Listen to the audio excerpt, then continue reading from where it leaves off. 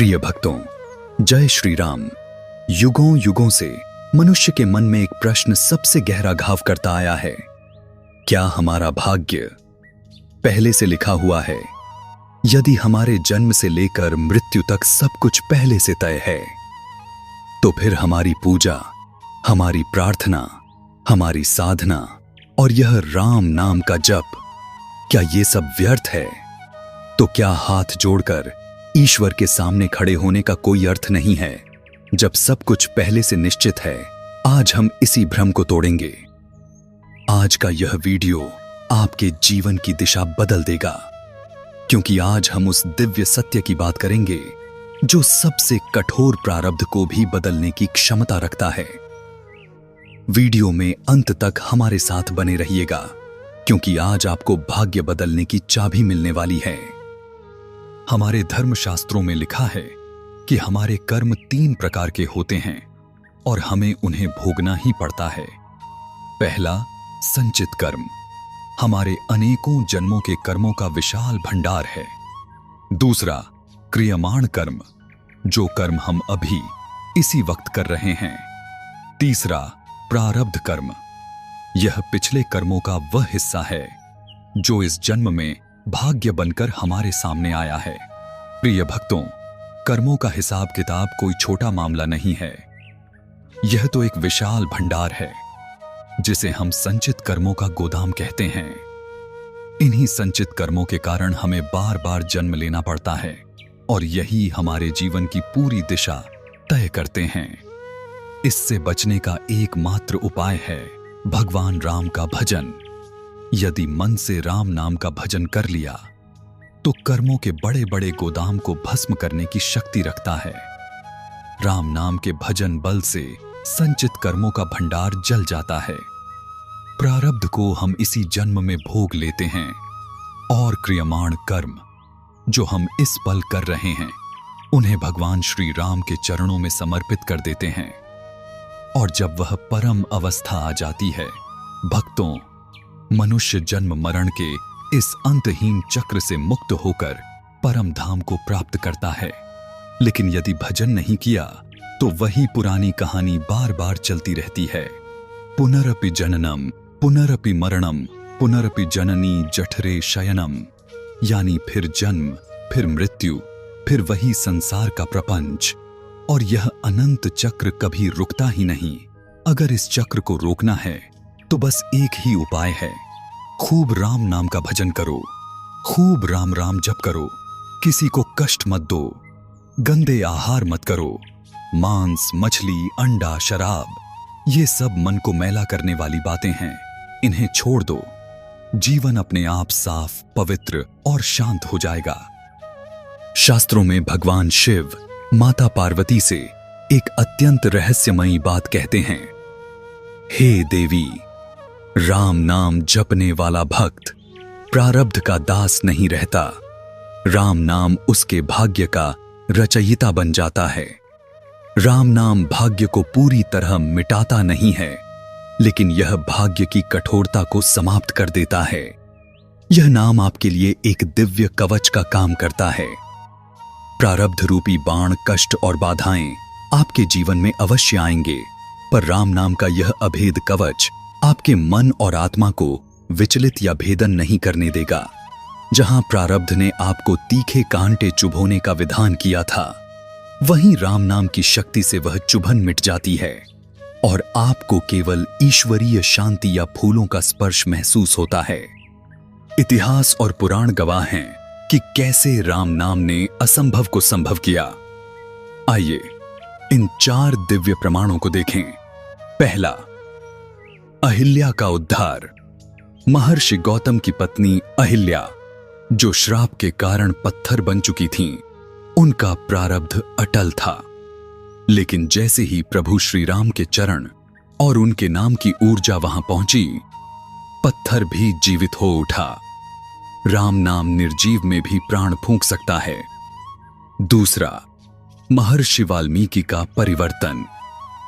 रत्नाकर जैसा डाकू, जिसके पास केवल पाप कर्म थे, उसने उल्टा नाम मरा मरा जपा। भाव सच्चा था, तो वही मरा शब्द राम बन गया और एक डाकू महर्षि वाल्मीकि बन गए। राम नाम की कृपा से उनके अंदर का सारा अज्ञान खत्म हो गया। उन्हें राम नाम से दिव्य ज्ञान मिला और इसी ताकत से उन्होंने रामायण जैसा महान ग्रंथ लिख डाला। राम नाम आपके अतीत को धोकर आपको नया जन्म देता है। तीसरा, हनुमान जी का असाध्य कार्य। समुद्र को पार करना, लंका में प्रवेश करना और संजीवनी बूटी लाना, ये सभी कार्य मानवीय शक्तियों से परे थे। हनुमान जी ने अपनी संपूर्ण शक्ति का आधार केवल राम नाम को बनाया। राम नाम की असीम शक्ति के कारण ही उन्हें ये असाध्य कार्य करने में सफलता मिली। राम नाम की शक्ति बड़े से बड़ी बाधा को भी छोटी बना देती है। चौथा, पत्थर का तैरना। लंका तक सेतु बनाने के लिए पत्थरों पर राम नाम लिखकर समुद्र में फेंका गया। नाम के प्रभाव से भारी से भारी पत्थर भी पानी में डूबे नहीं बल्कि तैरने लगे। यह हमें सिखाता है कि राम नाम की शक्ति से जीवन की हर मुश्किल और बाधा भी पार हो जाती है और हमें सहारा देती है। प्रिय भक्तों, यदि राम नाम ने आपके जीवन में प्रकाश जगाया हो तो दिव्य वेदम को सब्सक्राइब करके इस ज्योति को आगे बढ़ाएं। अपने प्रियजनों तक इस दिव्य संदेश को अभी शेयर करें। आपका एक छोटा सा सहयोग हजारों लोगों के जीवन में आस्था का दीपक जला सकता है। वीडियो को शेयर करें। अपनी आस्था व्यक्त करते हुए कमेंट में जय श्री राम लिखें। आपका प्रेम और विश्वास ही हमारी शक्ति है।